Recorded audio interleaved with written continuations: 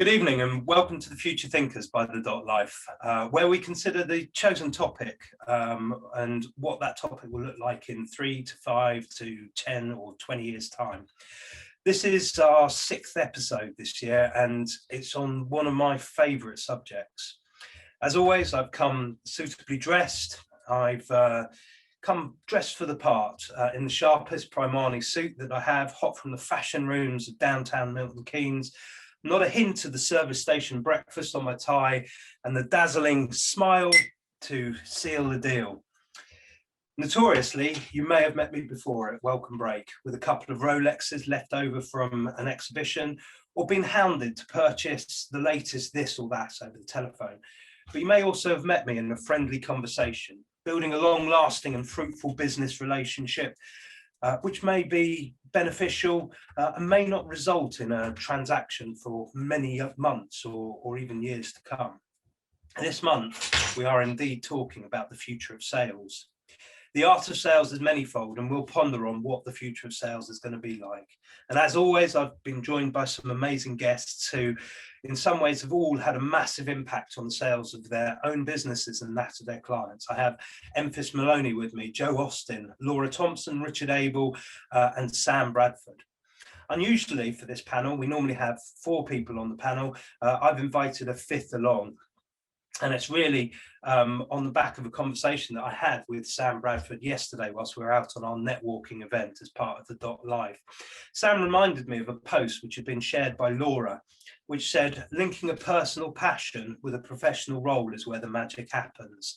And this has always been my belief. And I saw this with Sam yesterday as she described her wealth canvas. It wasn't the PDF speech, but it was a passionate belief speech from the heart. I would have signed up there and then and probably paid for other members of the walk to go on it too. And that's why I've invited her. She didn't even know she was selling. It was emotional and it was effortless. So what I'll do, as we always do, is I'll let each of the guests introduce themselves and I'll let them explain a little bit of their background. And I'm going to go in alphabetical order. So Enphys, I'm really sorry to land this one on you, but you're number 1. Oh, that's all right. Thank you for having me. Oh, thank you for coming. Yeah, no, good to be here. So I will give you a little snapshot into my world. I run sales training with Enphys, which is a small, well, it's a sales training designed for small business owners, because I feel like small business owners are actually what you said yesterday, Laura. They are the collection of people who have turned their passions into their profession. And just because there's expertise there, you know, say you're an accountant, you're an expert accountant, it doesn't mean that you have the sales skills needed in order to cultivate the business that you need in order to sustain that as a business rather than as a passion. So it's, you know, your sales skills take you from, you know, passion to professional, in my opinion. So that's what I help with. Brilliant. Thank you, Enphys. I really appreciate that. Joe, over to you. Hi, it's really great to be here. So thank you for the invitation. So I've been in senior sales for 30 years. I currently am the sales director for Line Venue Portfolio and the Venues Collection. And these are the conference and event support functions of a large PLC called Compass UK and Ireland. So I've been in sales for 30 years. I started my career in retail. I moved over to cosmetics and then through hotels, and actually now into venues. And as my husband points out on a regular basis, I might get a job at some point selling something that people actually really, really need rather than want. And as I pointed out to him, it's actually been all right thus far, hasn't it? So bear with. And that's me, but I'm absolutely delighted to be here today. Thanks ever so much, Joe. I appreciate that. Laura. Hello. Wow, what a privilege to be here amongst such amazing people. Thank you. So my name's Laura. I run Phenomenal Training Limited. That's been for 14 years. Never have I had to work so hard for each invoice since the pandemic kicked in. So that's been really interesting to look at really what was 10 years of change happen on one government briefing back in March 2020. Wow, what an impact.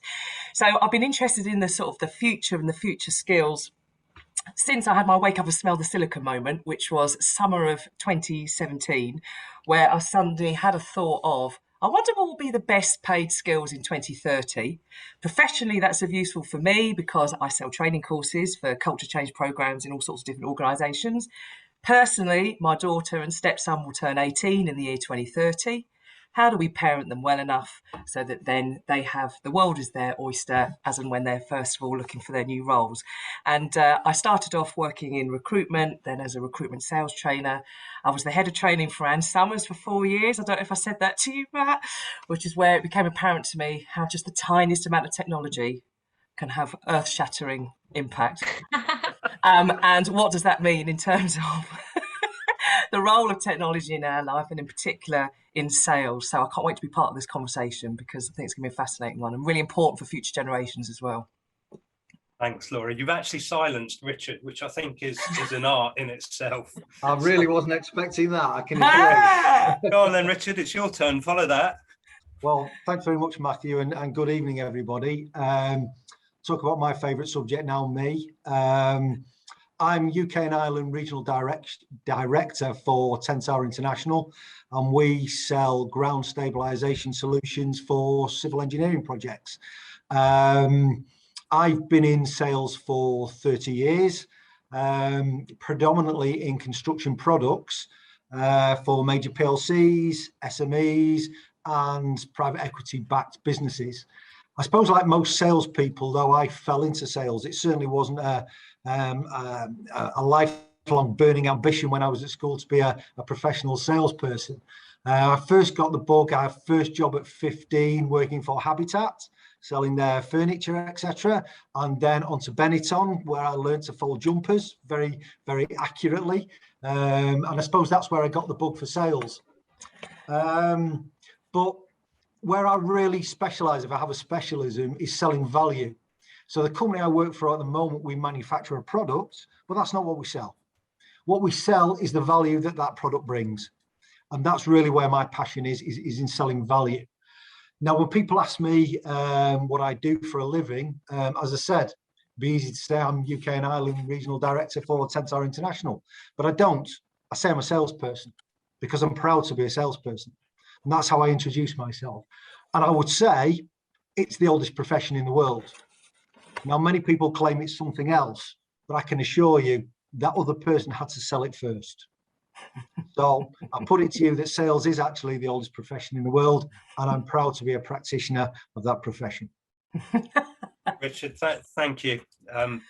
I don't know what else to say to that. I had a whole load of lines that I was going to trot out there, but I'm just going to go on to Sam. And Sam, please introduce yourself. I appreciate you haven't met everyone else on the screen as well in the audience. So welcome, Sam, this evening, and just tell us a little bit about yourself.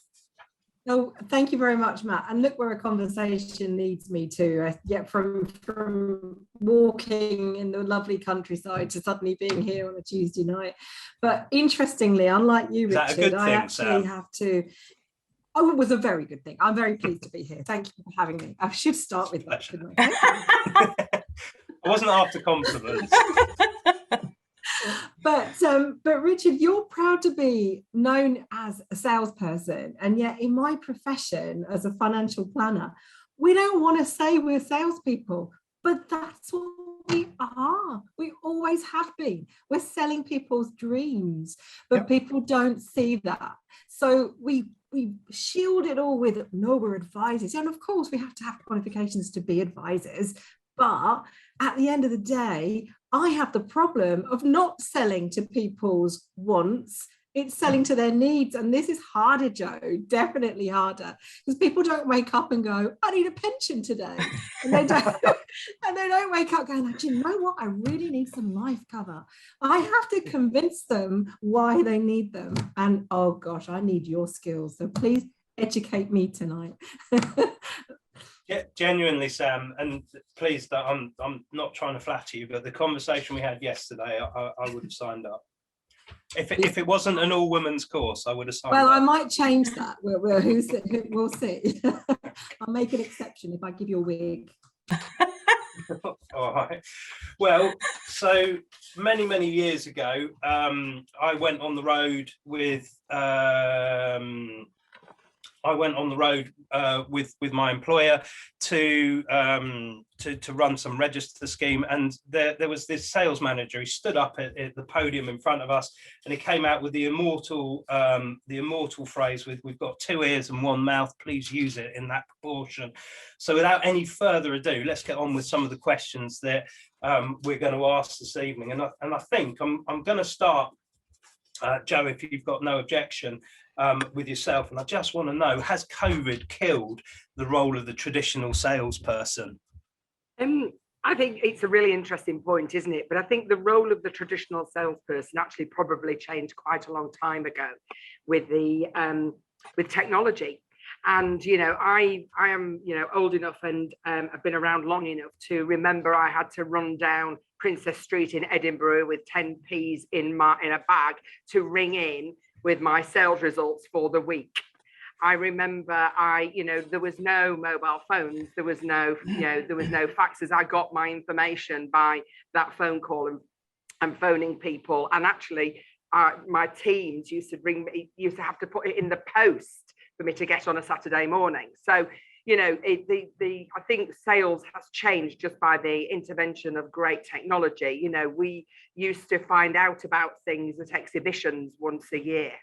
Now we actually find out about new product launches. Companies don't wait for that exhibition once a year to actually launch their latest and their greatest product, etc. So I think in reality, COVID has actually probably helped us do things slightly differently again as the next stage. But actually sales ultimately has been evolving and changing for quite a long time now.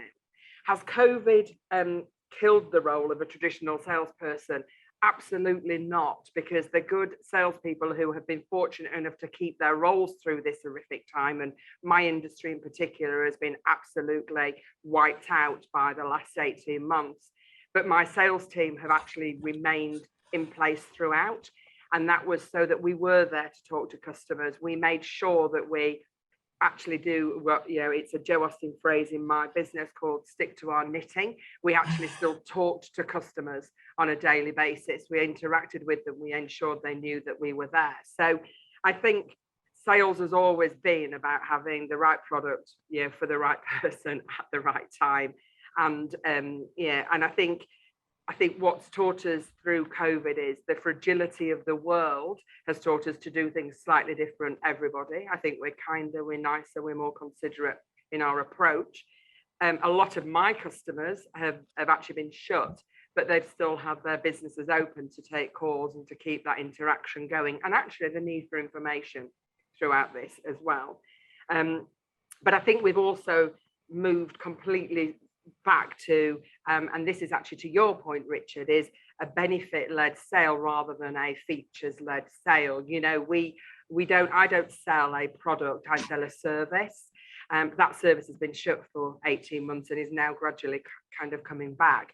But actually how we're selling that is just about talking to the right people and making them feel safe and secure, and actually, hoping that actually evolves in commitment to then come back and have meetings, conference events, stay away for business and get back to business as we know it.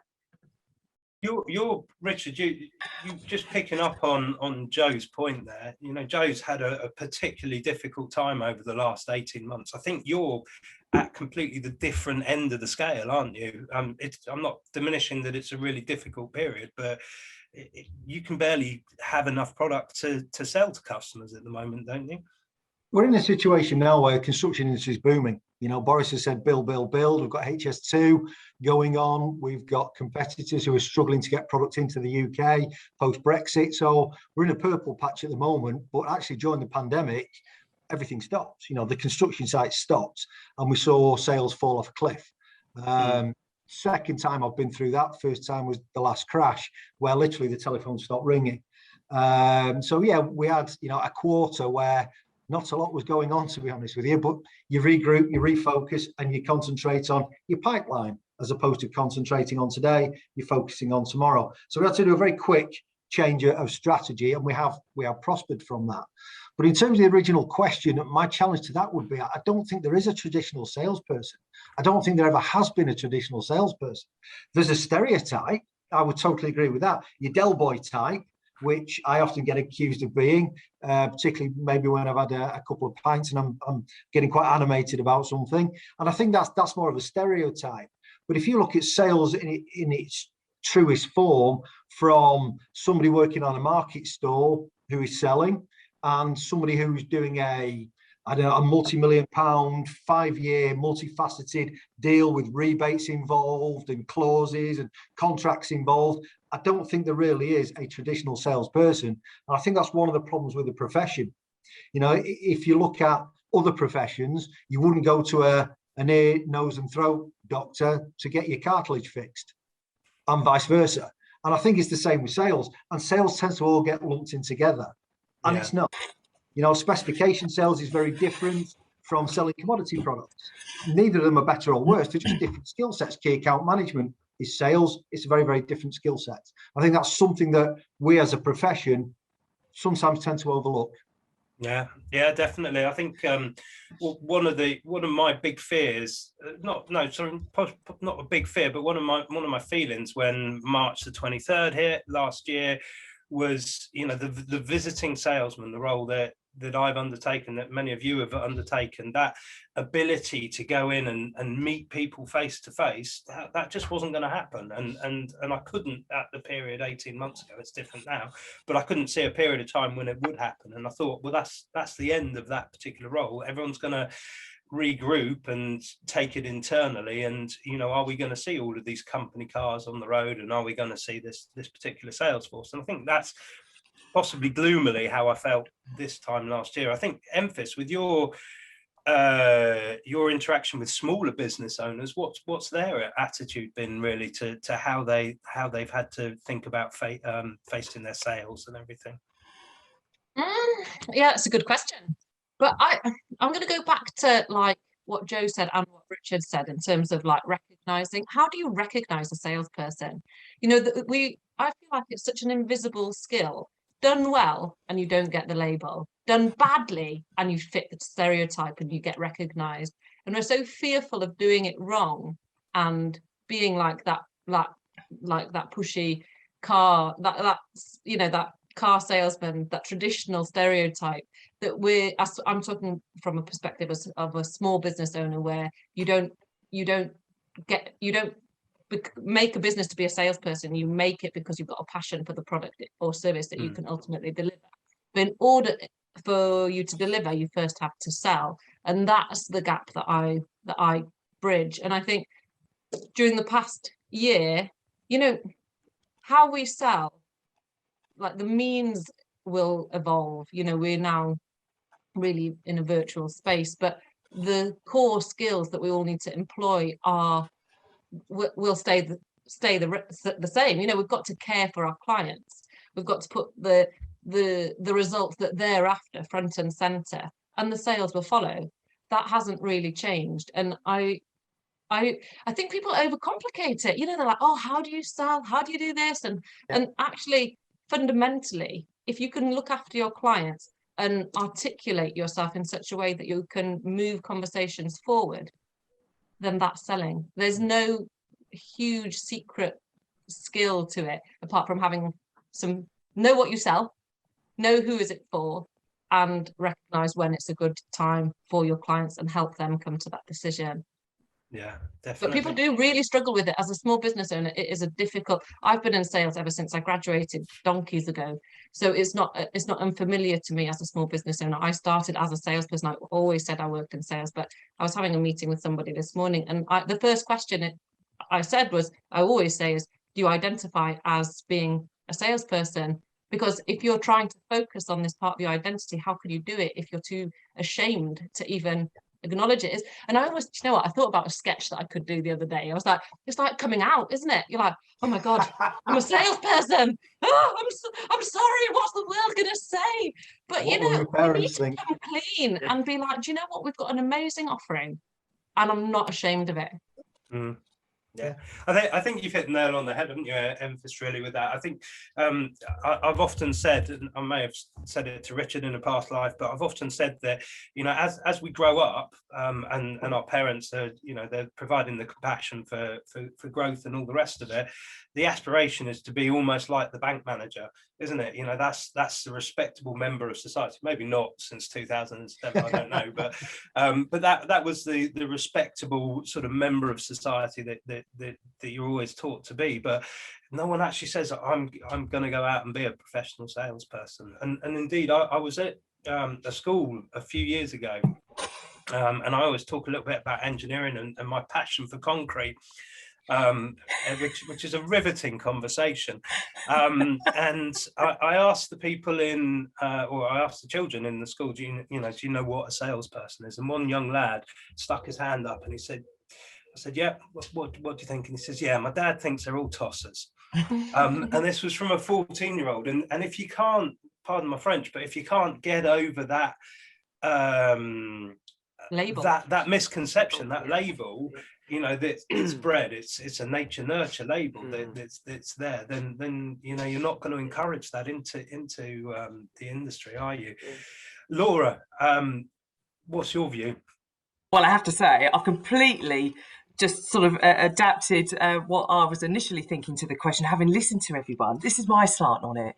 How fortunate you are to be in a profession that is difficult to define, hard to replicate, tricky to write a competency list that can be automated.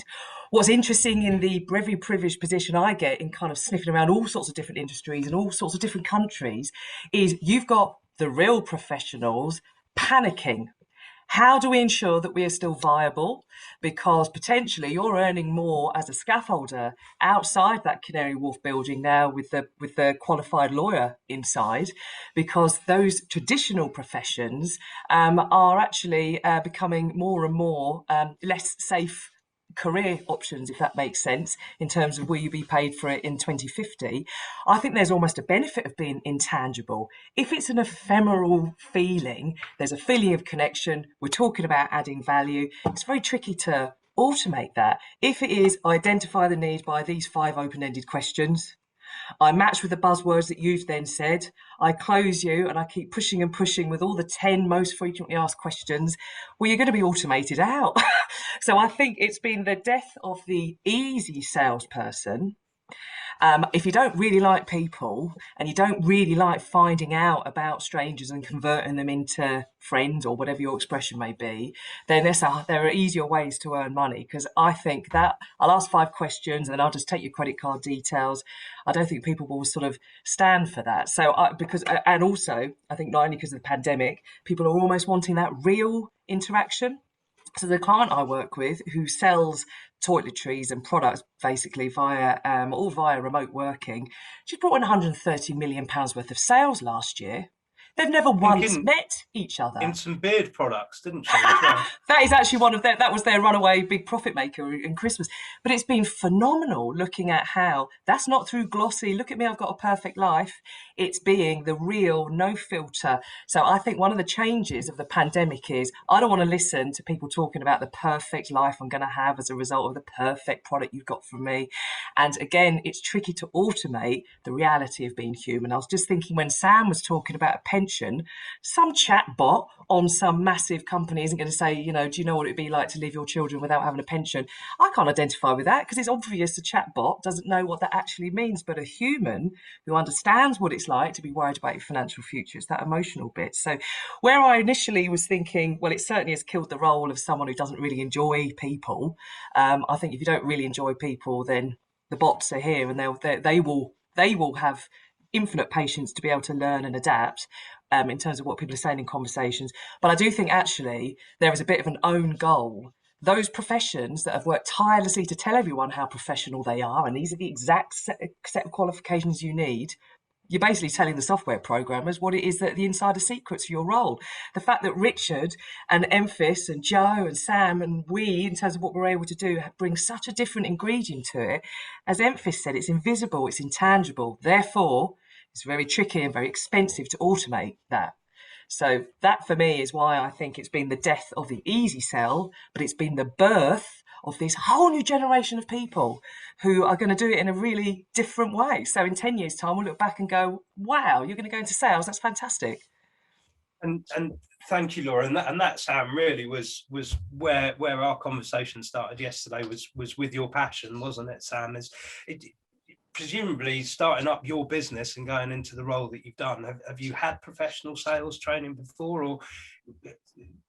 No, not really. I mean, I've just picked it up as I've gone along, and I've been in financial services for nearly 30 years, a long time now. But, you know, we've been when I went into it, early 90s, I think I thought I was going to go into it and just be, you know, serving people, being there to help people.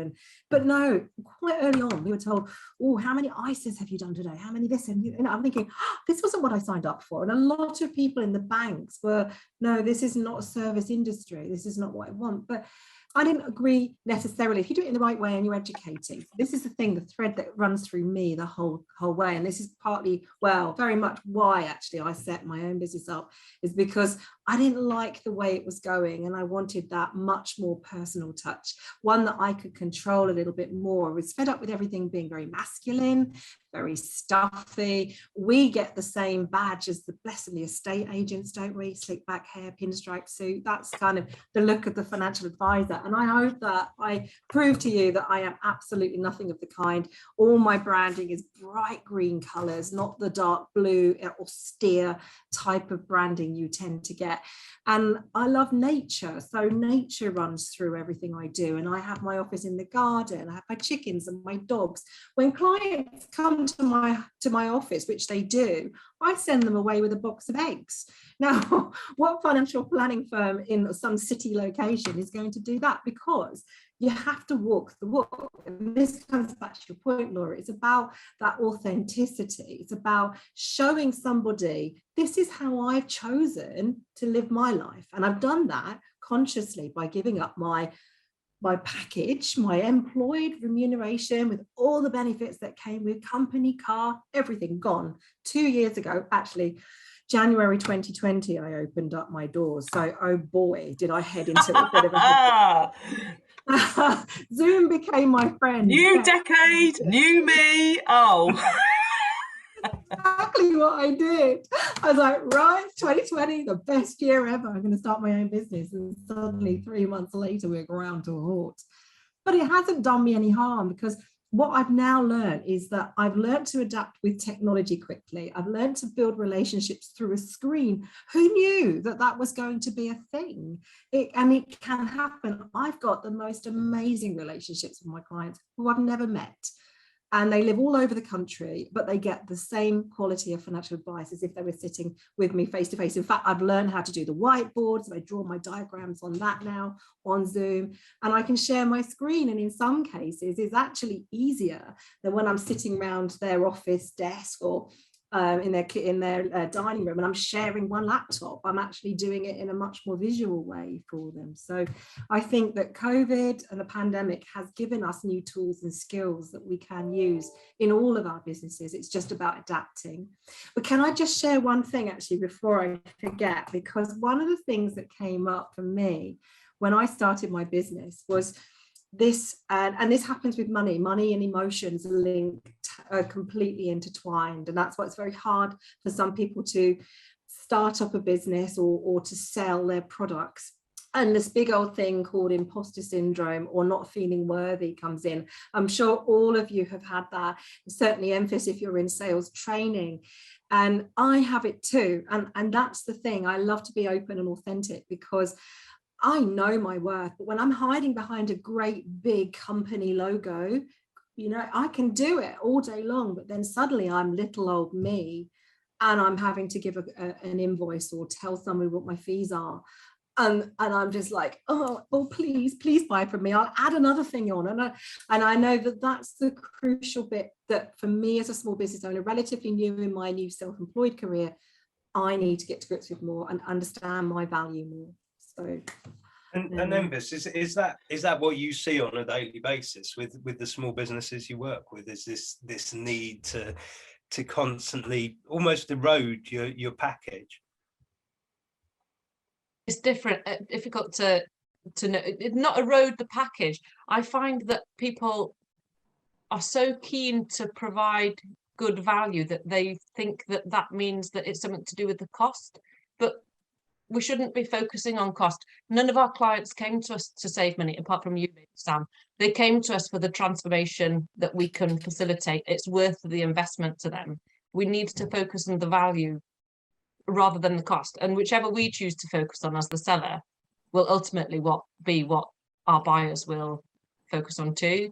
But for you to have the confidence to do that, you kind of got to peel it back and go back, so you really understand what you sell and why you do it and how you help your clients. It's fundamental, and that's the sticking block, I think, for many small business owners, is they don't quite grasp how valuable their expertise is. And just because you've got knowledge, it doesn't mean that it's common knowledge. I know that's been said before, but it's really true. Like, we think that we know what we know, and yeah, it seems so simple for us, but what is simple to us is really complex to somebody else, and our expertise is well worth paying for. And yeah, small business owners really find it difficult to come to terms with that. But interestingly, and this has come up twice this week, where people have been saying how hesitant they are, and I've asked them, but have you sold before? Yes, I was a top seller in my corporate career. Yes, actually, I was a really confident, corporate, top, seller.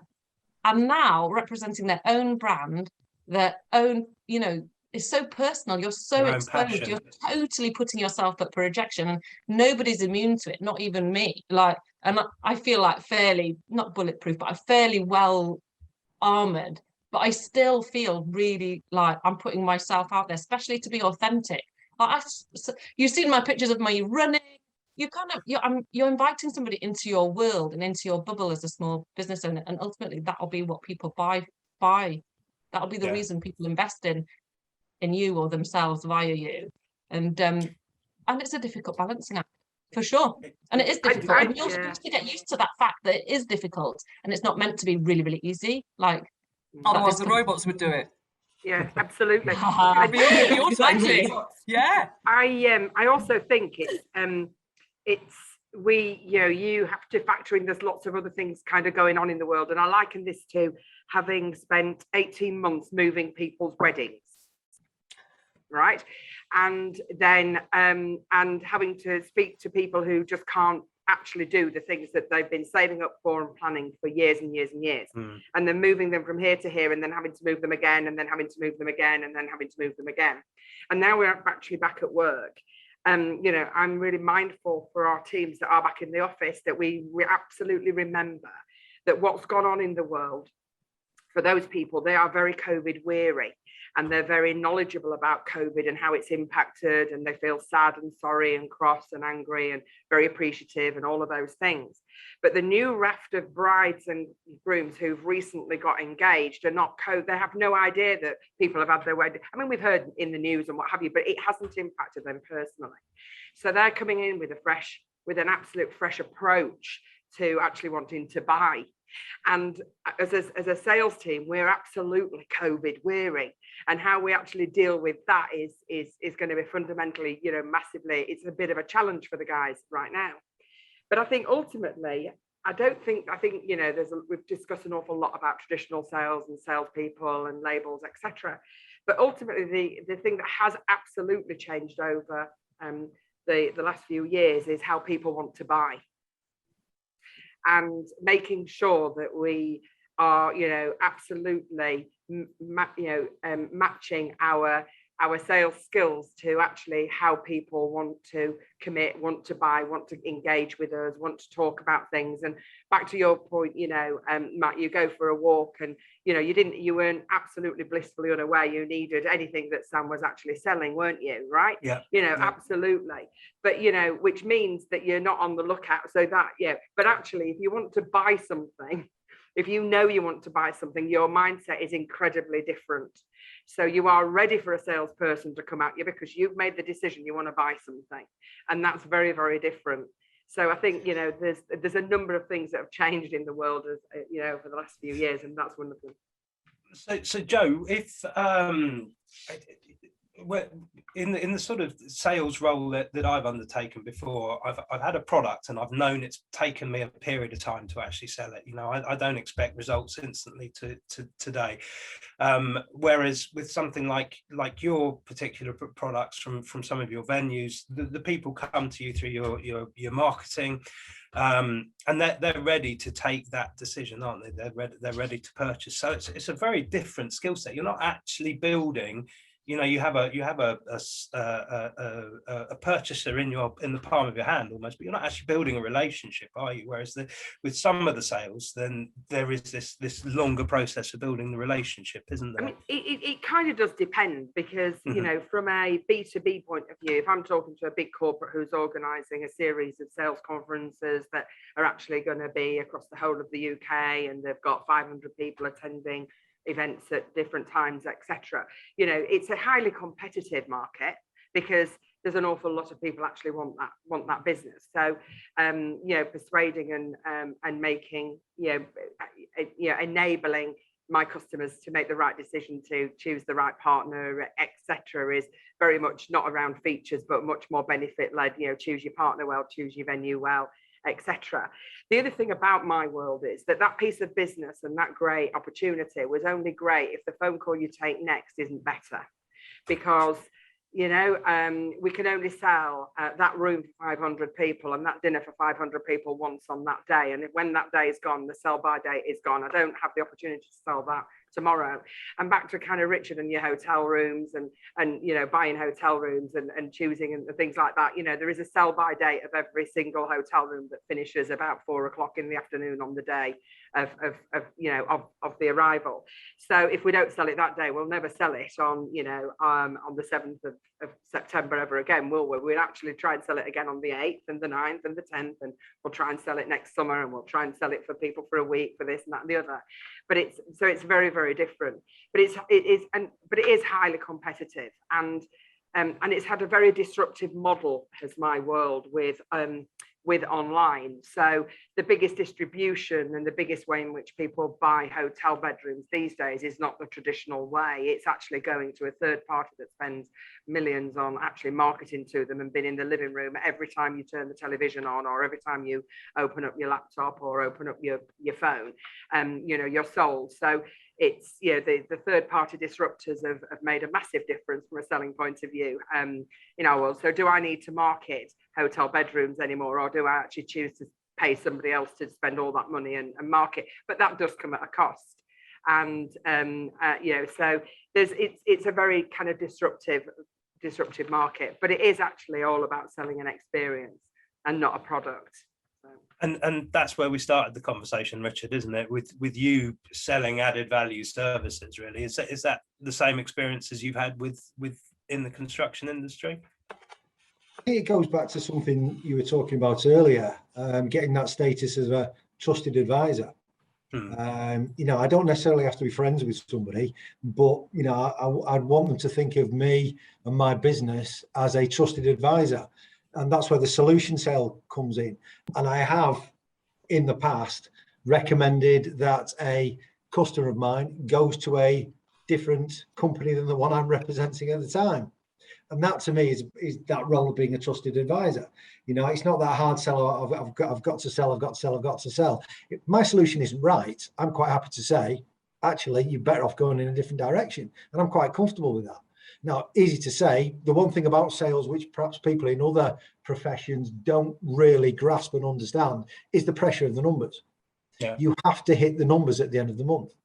And one of the points that I think needs to be understood is people outside the sales profession need to understand sales a little bit better as well, and the kind of pressure that sales number brings. And it's fairly unique within an organization, whether that be IT and marketing and HR and production, etc., etc. They don't have that sort of Damocles at the end of the month of have you hit the number, and that brings a certain kind of pressure and can actually, you know, very much lead to certain kinds of behaviors. And it's not a profession for everybody. It also brings some huge rewards as well. You know, it's massively incentivized, isn't it, as an industry? Not always. Generally, it is rewarded massively. Not in my experience. I suppose it depends on your definition of massive, doesn't it? I still haven't got my yacht in the Bahamas. But yeah, it can do. But the flip side of that is sometimes you don't get anything. And again, there aren't many professions where that's the case. And I think it does bring a certain kind of pressure with it. But I think we've got to be honest with ourselves. There's some very bad practitioners out there as well. And this is something that I rally against and something that my children absolutely hate. If I experience bad service, particularly from salespeople, I will say something. And they absolutely hate that, but I can't help myself. It's an itch I have to scratch. And not so long ago, I was in the market for buying a new car, brand spanking new car, pretty much decided what I want. The person that showed me around the car, features and benefits, was fantastic. The salesperson that rocked up was appalling, and I walked out. And I didn't just not buy that car from them. I didn't buy that brand of car. I went and bought a completely different brand of car because the experience was so bad. And I decided when I went in there, I wanted to buy that car. I'd set my heart on buying that car. Did you tell them? I just turned on and walked out. I just So just on the flip side, I always tell people when they've sold to me really well. Because I'm like, I'm a reluctant buyer. I'm a confident seller and a hesitant buyer. Yeah. I really love to be sold to and to be handheld. But sometimes I make quite big purchases, not necessarily massive outlays, but quite a personal choice. It has to be the right thing for me and my business at this moment in time. And the supplier I use is a personal choice, isn't it? So I'm wondering, if you tell people what they're doing wrong, do you ever tell people what they're doing right certainly would, yeah. In terms of feedback, yeah, absolutely. And I have gone out of my way to email people's managers, to email the businesses, etc., and say what a fantastic experience it's been. But as a profession, a lot of the time it isn't great. Let's be honest about it. It isn't great. But maybe you just don't recognise it. Maybe we're just, as I say, it's sort of so invisible that it's sort of assumed when it's good and sort of chastised when it's bad.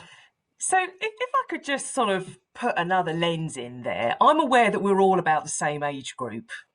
So what interests me is will someone who's been homeschooled, who has learnt on demand, who hasn't waited week on week for the next box set, they can gorge what they want, is this what they'll want in 10, 20 years' time?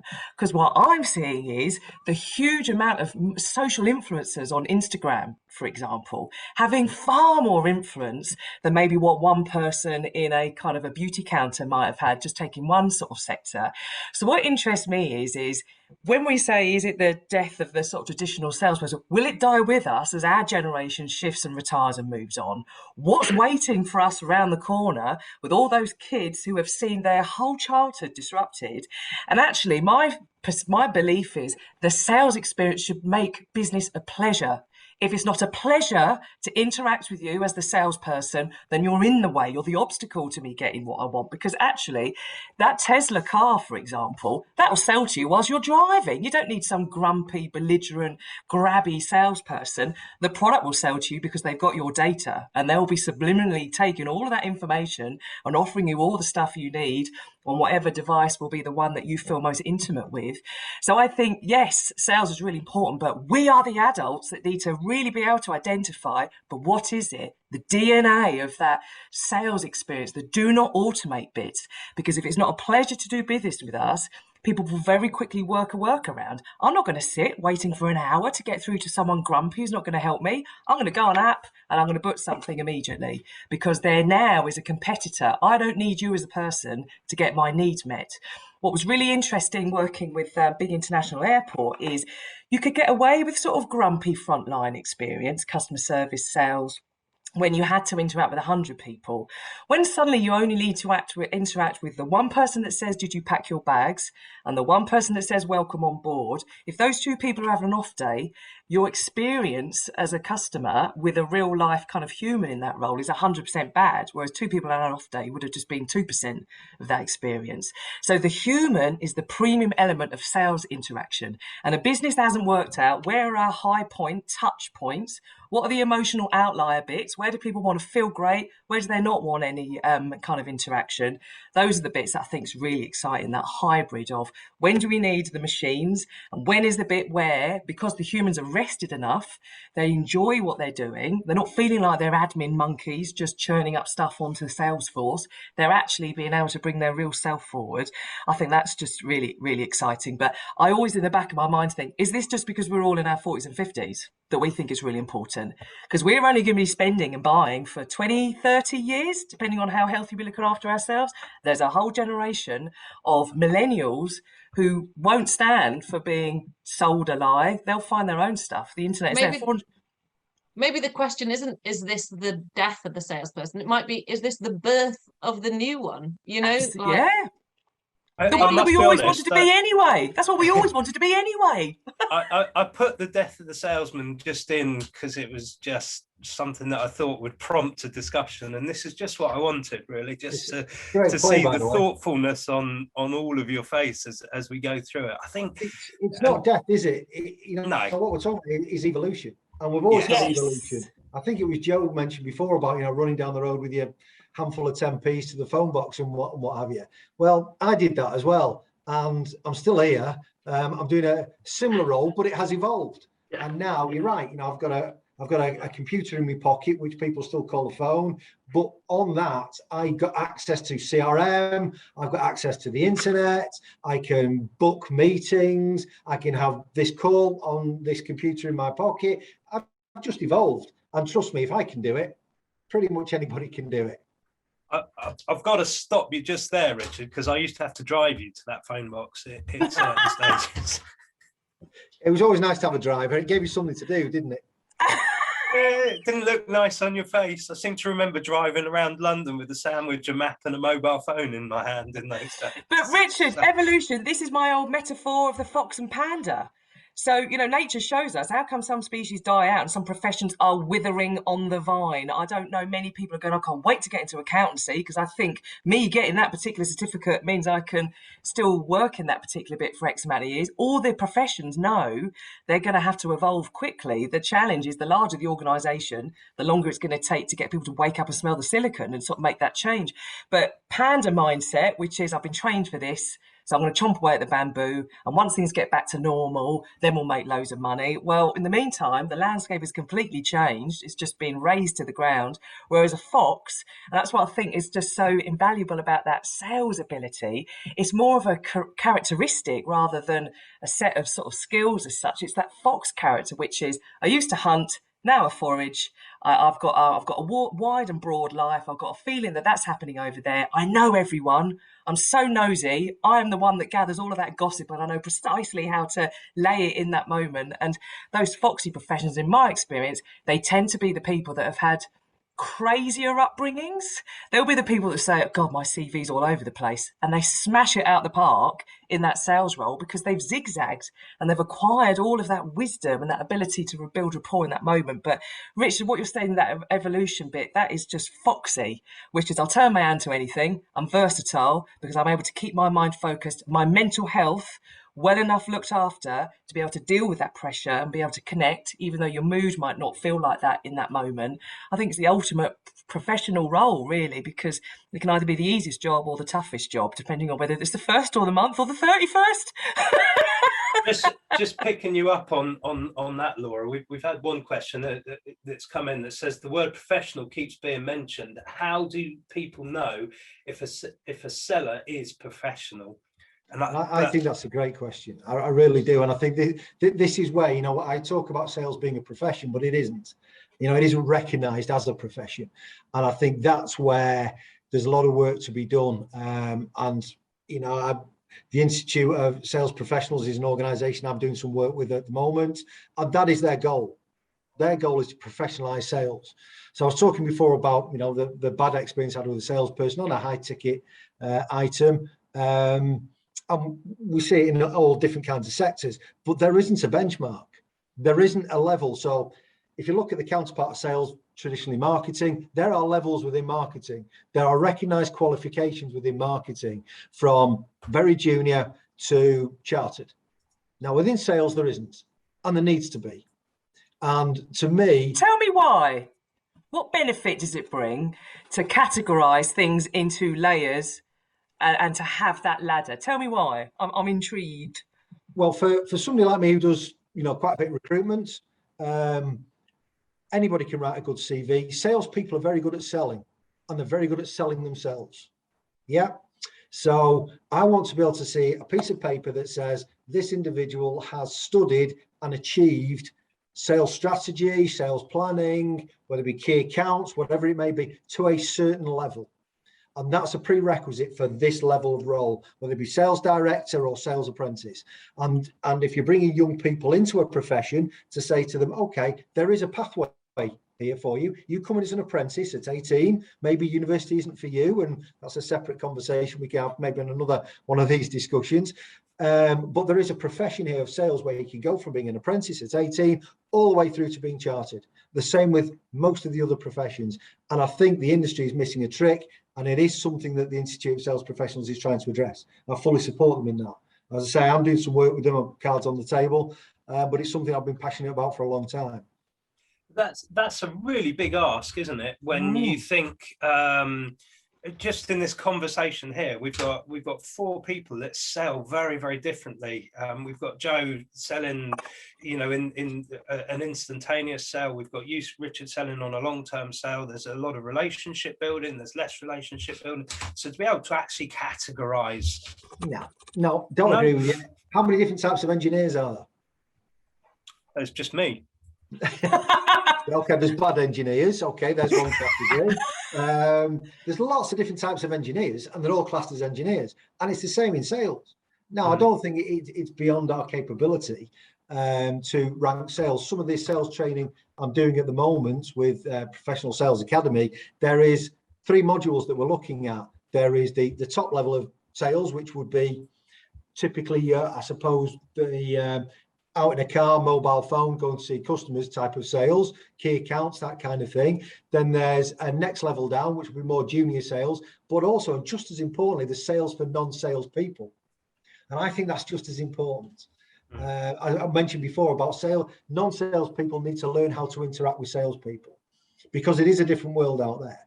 And the amount of non-sales people I've put with salespeople who come back and say, wow, I didn't realize it was actually like that. The amount of people that think I spend all afternoon playing golf and going out for the evening for drinks with customers is unbelievable. What they don't realize is actually the mornings I play golf. I save the afternoons for cutting me lawn. But that's what people have, this perception of sales. And then when they're getting picked up at 6 o'clock in the morning, they're battering down the M1, they're answering phone calls, they're dealing with customers they're doing there, they go and see a customer, then there's a crash, so they can't get to the next customers, they're having to phone up and be delayed, then they're not getting back till 7 o'clock, 8 o'clock at night, and then they're having to do the paperwork, then they're having to do the CRM, then they're having to do all the other bits and pieces that go with sales, and they've still got this sword of Damocles, which is the sales numbers at the end of the month. People really don't appreciate that. But that's not the value add, it should be automated to free up that time. That's the Fox bit. The Panda is, I'll churn through this and all that. So that's why I think this is such an incredible, I think we've got a couple of years to crack it, and these new norms will come in as new precedents, because the vibe I'm getting for all the people that I interact with, it'll never go back. It will always go forward. That's the sign of life anyway. But I think there's opportunity. What can we do to carve out any of the non-added value stuff of that salesperson's time to free them up, to bring out the 3 I's: innovation, intuition, intimacy, because those are the 3 things that you cannot automate, because they are a special, ephemeral, something that happens in that moment. And so the more that we can do to free that up, because people's mental health around the world is buckling at the seams enough as it is.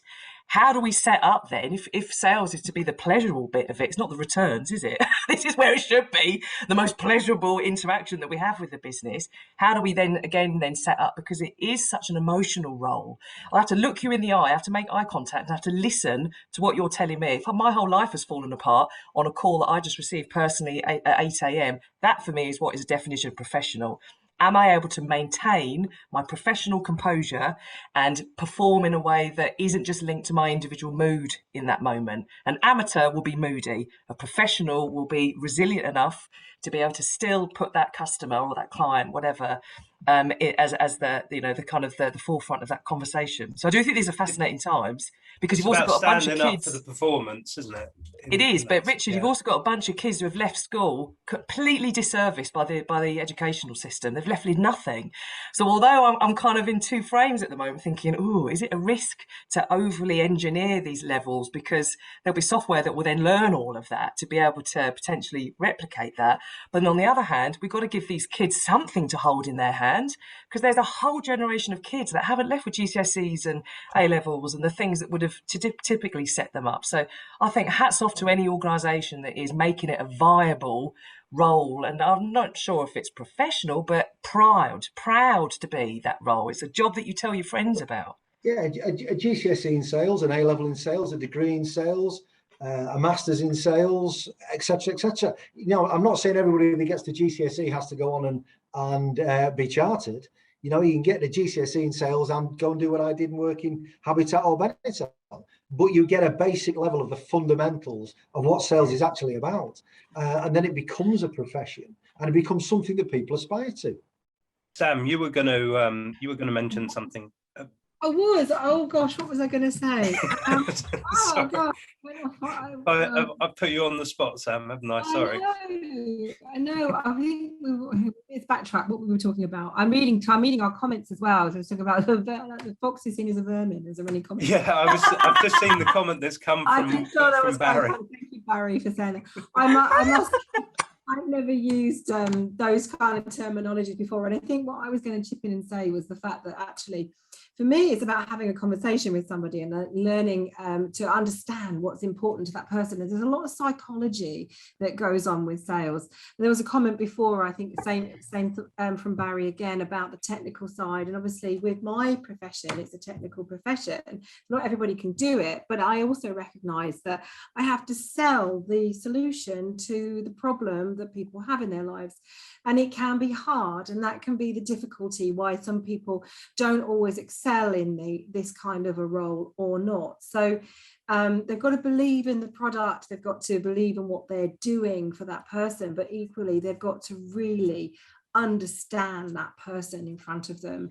And that's the thing that can't be automated. Now I know what I was going to say. See, now I think as I talk interesting. I genuinely do, and now I've forgotten it again. No, what I was going to say was that the automation part. Interestingly, when I was working in the corporate world, I had to do all the CRM and the recording, and I too had a sword of Damocles because I was expensive. I was employed and expensive. So I mean, if I didn't bring in the clients, then I had a very difficult conversation to have at the end of the month. So it's no different to any other sales role, even though I'm chartered and everything else. However, as a business owner, I can now get rid of all that rubbish that I didn't want to do before. And I didn't really understand that before. I mean, yes, of course, I've got to pay for it. And then I then have to go out and have more conversations with people. But you learn to understand where your skills lie.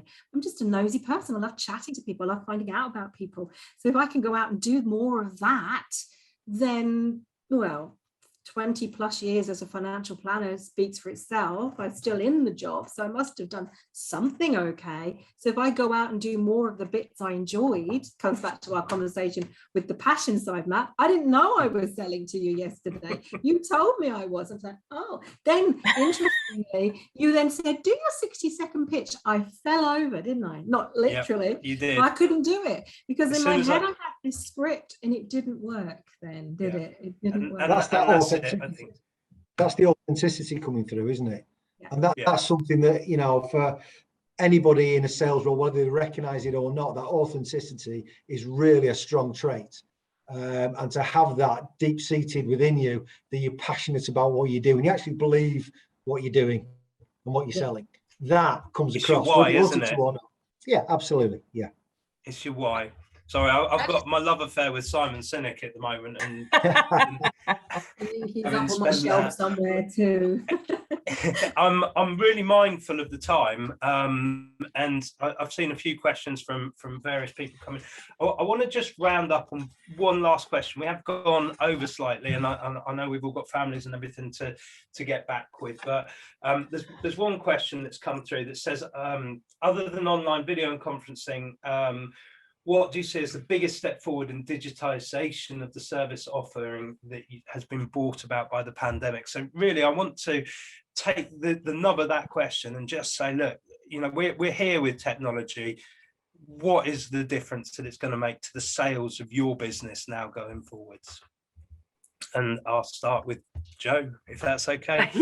Do you know, hybrid and technology for delivering conferences, meetings, events, etc., has actually been around for a very, very long time. It's just that none of us have mainstreamly used it the way in which it's been used over the last 18 months. For me, that's a positive. It's a positive because actually the one thing we always want is people to get value out of hosting anything and having any meeting. And it's like, you know, we've got, you know, a fantastic audience here with us this evening. We need them to see value. We need them to get good information and benefit from that. And that's the same if you actually rock up at a meeting tomorrow. I think the hybrid and the technology piece in my world is absolutely crucial in terms of that. I think anything that adds value to what people are buying is something that's absolutely worth considering. And let's be honest, if you don't embrace the technology these days, then it really is going to be a challenge in any role, I think, that we have. Richard.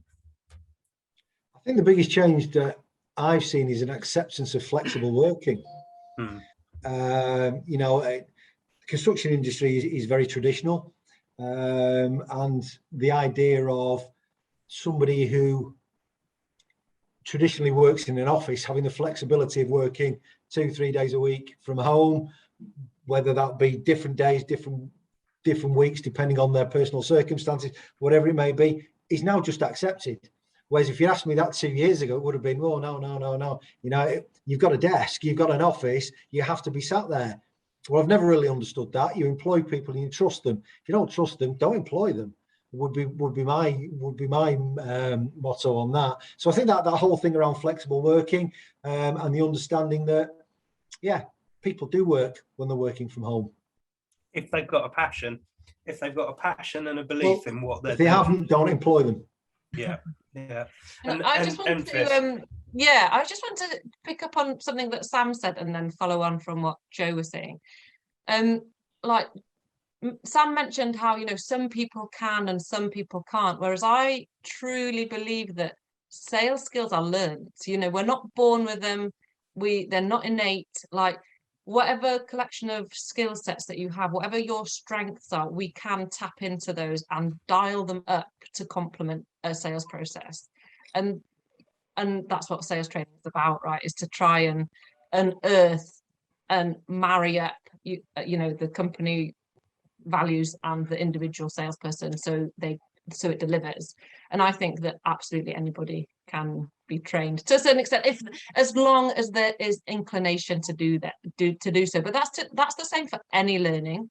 You know, it has to be inclination behind it. And then just with regard to the tech and how that's impacted my business. Well, my business was born out of the pandemic because I lost my travel business as a result of it. It's in recovery now, but I went back to my core skills. I've been in sales forever, and I've trained, and I really, as a small business owner, really missed the camaraderie and the community a sales team provided. Yeah.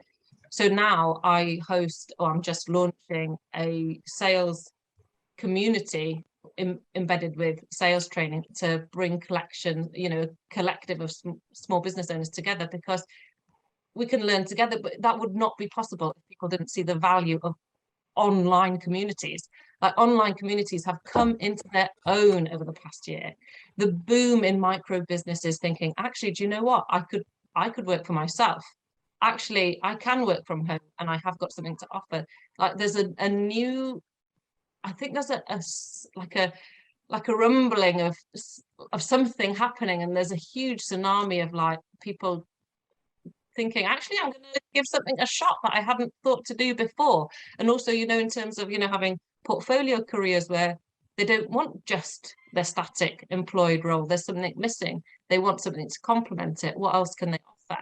And they start to have a second business or first business. And that is only enabled because our audience is now vast. You know, we've got anybody can have a global audience, really, you know, as long as they've got a client attraction strategy to get eyes on them.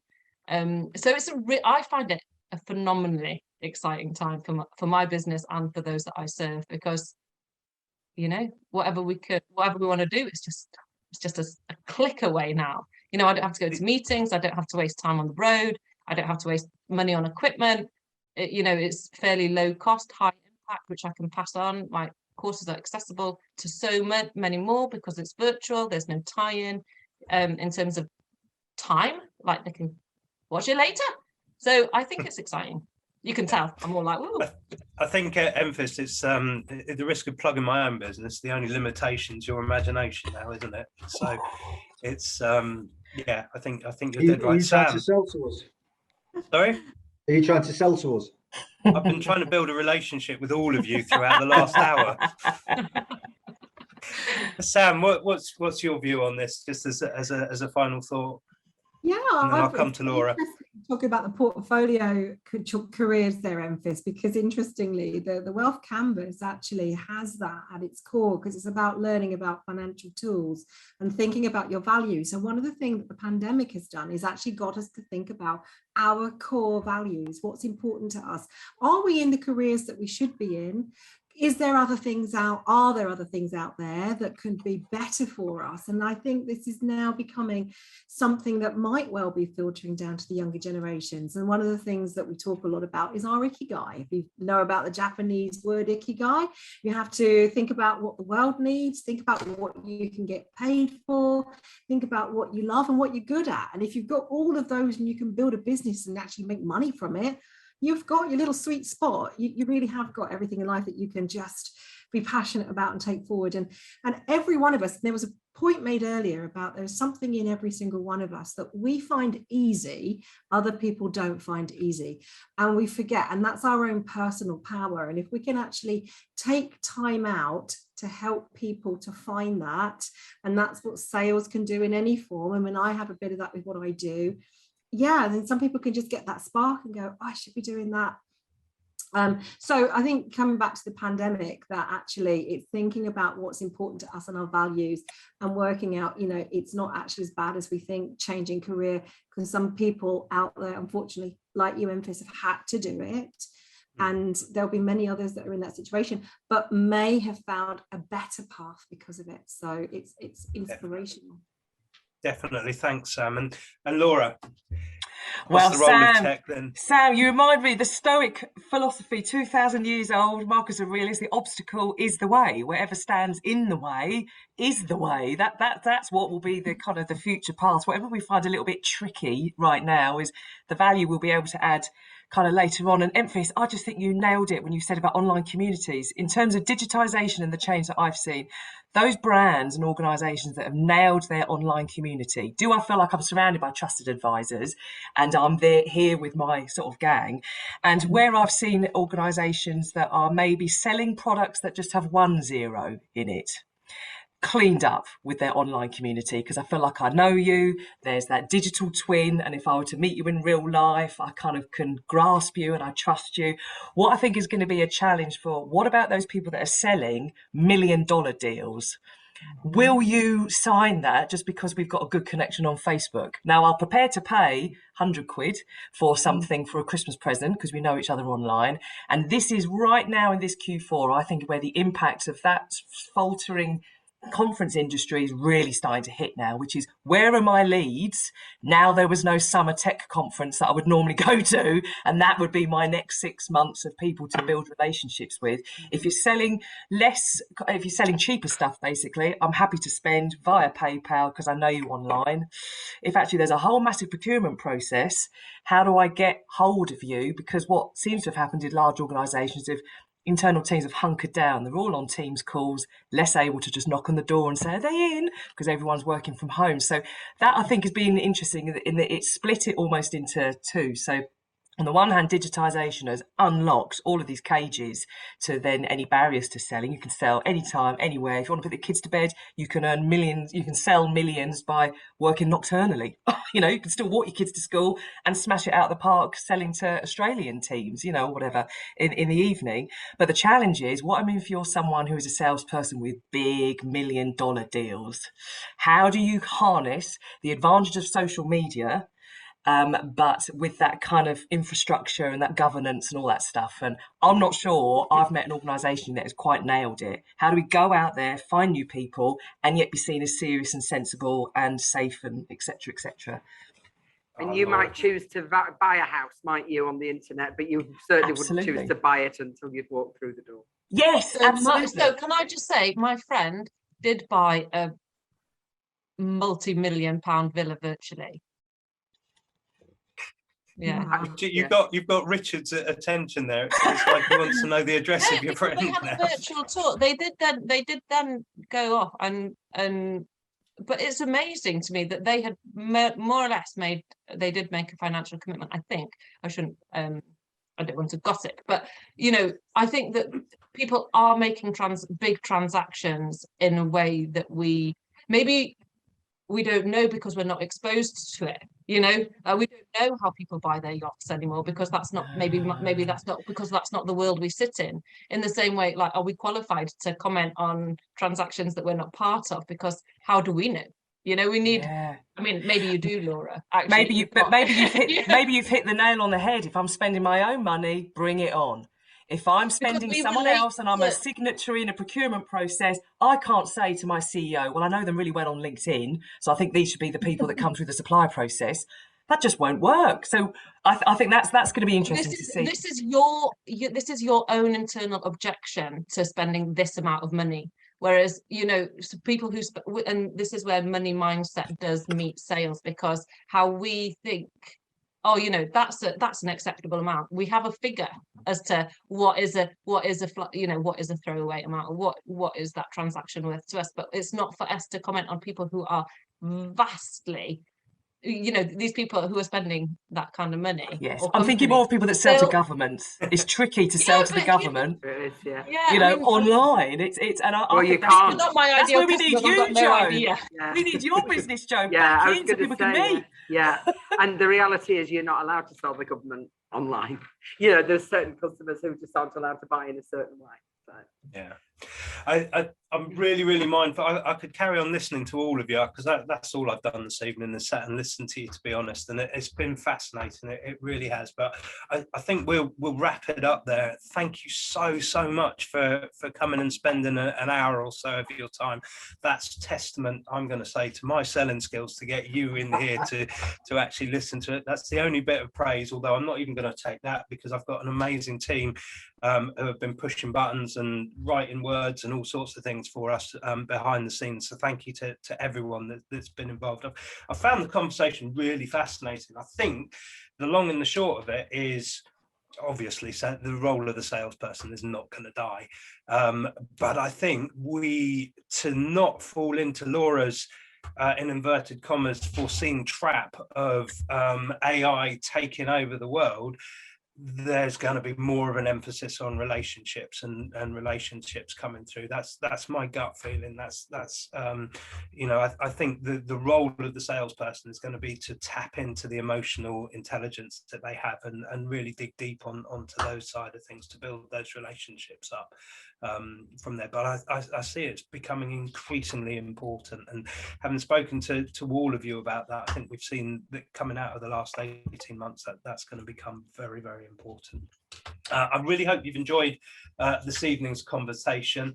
The reason why we run these conversations is to think about the future, think about what is going to happen over the next 3 to 20 years, and to use that as a talking point on our walking groups that we have, which are supportive business community groups, to encourage us to think about how we can support each other and grow our businesses, and to take items such as these conversational points and perhaps incorporate them into our business so that we're positioned to deal with what the future holds. My task now is to encourage these lovely people to spend a little bit of time with me at some stage in the future to do a short one-to-one, so that we can put that out as our podcast, which is our podcast for our walking group, so that those members of our group can listen into the conversations that we have with that. But so far this evening, thank you very much for joining us. Our next event is the Future of Networking, which is on the first Tuesday of October, and then on the first Tuesday of November, cunningly planned for the same time that the COP26 is on, we have the Future of Sustainability. Did you see what I've actually done there, Richard? I've actually organised something. And God, things have changed since we worked together, haven't they? So at that point, I'm going to say thank you ever so much for joining us. Wish you all a very good night, and look forward to seeing you again soon. Thank you. Thank you.